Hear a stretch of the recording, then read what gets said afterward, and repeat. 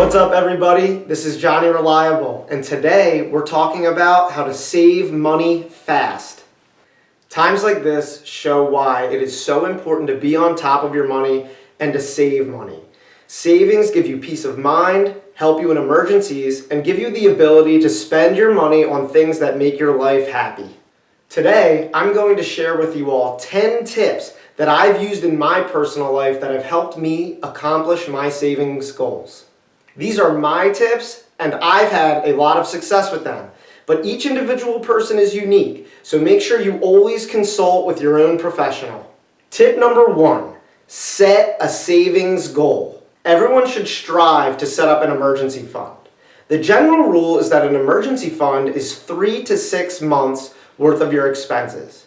That goal seem a little bit too big for you right now, and if it's too big for you, just put aside, set a goal of a couple dollars a week. Anything helps. You want to get the ball rolling. And don't just set a goal by saying a goal. You want to put pen to paper. Write your goal down on a piece of paper, put it on your nightstand, put it next to your bathroom mirror. You want to read your goal every night before you go to bed and every morning when you wake up. Make sure that you are constantly focused on accomplishing your savings goal. Tip number 2, establish a budget. Okay, simple thing. You need to know where your money is going every month. I'll bet right now you have an idea and you think you know where your money is going every month, but if you actually print out a bank statement and you look at it and you categorize those expenses, you may be shocked at what you find. The first step in being able to save is you have to have a clear understanding of where your money is going every month, and you have to understand areas and find areas where you can improve your spending habits. Tip number 3, save automatically. Okay, so what I did was I set up a separate checking account with my bank. And what I do is I treat my savings payment like any other payment. Each month I have an automatic transfer to my savings account from my checking account.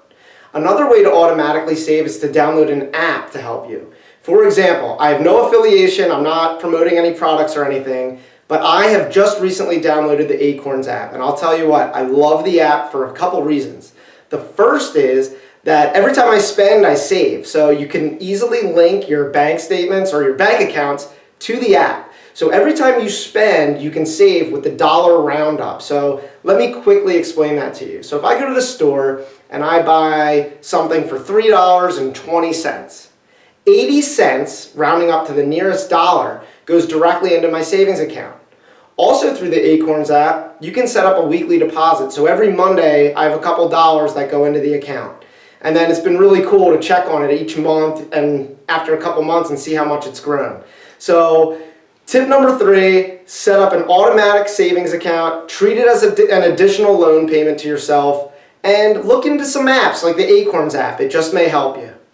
Tip number 4, pay down your debt. Okay, this is an issue that everybody wants to put on the side, all right? You know you have loans and you know you owe money, okay? Auto loans, student loan debt, credit card debt, mortgage debt. Do you actually know how much you owe and what the interest rate is on these loans? Today, you need to start finding out. So here's what you need to do. Get out a piece of paper or use Microsoft Excel. You're going to list out each loan that you have, student loan debt, credit card debt, mortgage debt, any other debt that you owe. In the next column, you're going to put the amount that you owe, and in the next column, you're going to put the interest rate.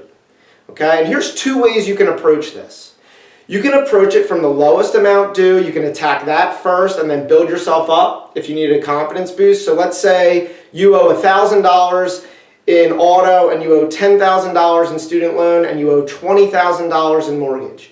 Well, you want to start with attacking that first $1,000 and then work up to the $10,000 and then to the $20,000. Or you can take the approach of attacking debt with the highest interest rate first. No matter which way you choose to attack it, you're paying down debt, and that's a great thing. Tip number 5, wait a day. Okay, what do I mean by wait a day? Wait a full day before purchasing a non-essential item. Put it in your cart, don't think about it, and then come back to the cart 24 hours later and see if you actually want to purchase the item. Chances are, it may not be as important to you 24 hours later. Try it out. Tip number 6, unsubscribe. Okay, we all get the junk emails. You want to unsubscribe from marketing emails. If you don't see it, you're less likely to buy it. Tip number 7, plan your gifts. We've all done it. We've waited until the very last moment to buy a gift for somebody. Take your time, plan it out, because you can buy a more thoughtful gift rather than a more expensive gift. Tip number 8, price check. Before purchasing a big item, you want to make sure that you check and do your research, especially on items like televisions. Tip number 9, do it yourself. You're on YouTube right now. Use YouTube to search for do-it-yourself projects. You may find out that you can do something you never thought you actually could. Finally, tip number 10, set up online payments. Everyone at this time is digital. Everyone's paying bills online, for the most part. If you're paying bills online and you have recurring bills that are the same each month, set up an automatic payment. That way, you don't incur any late fees or interest penalties. I want to thank you all so much for watching this video. If you enjoyed what you heard, please click subscribe and like the video. I'd really appreciate it. As always, I hope everyone is staying healthy. I hope everyone is staying sane through this really difficult time. We're all in this together, and I cannot wait to see you all soon.